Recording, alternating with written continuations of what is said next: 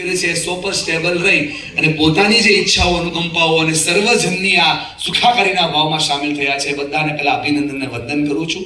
મારે સૌ સાથે બે ત્રણ વાતોને એટલા માટે મૂકવી છે કે આ જનૂન, આ બકુલજીનું સાનિધ્ય અને આ શિવ સૂત્ર આપણા જીવનમાં શું બદલાવ કરી શકે. કેમ કે બદલાવ બહુ જરૂરી છે. એક ભરેલા ગંદા ગ્લાસની અંદર જો તમારે સારું પાણી ભરવું હોય તો એક ઓપ્શન એ છે કે ડાયરેક્ટ ખાલી કરી દો અને સારું પાણી ભરી દો. પણ ડાયરેક્ટ ખાલી કરવું અઘરું પણ છે અને આપણા માટે થોડું અઘરા કરતા વધારે અશક્ય પણ છે. કેમ કે કોઈ વ્યક્તિ પરિસ્થિતિને સમય સંજોગના આધારે આપણે બદલી શકતા નથી. જીવનમાં જે ઘટનાઓ બને છે આપણે કદાચ રિએક્શનના આધારે બનતી હોય છે.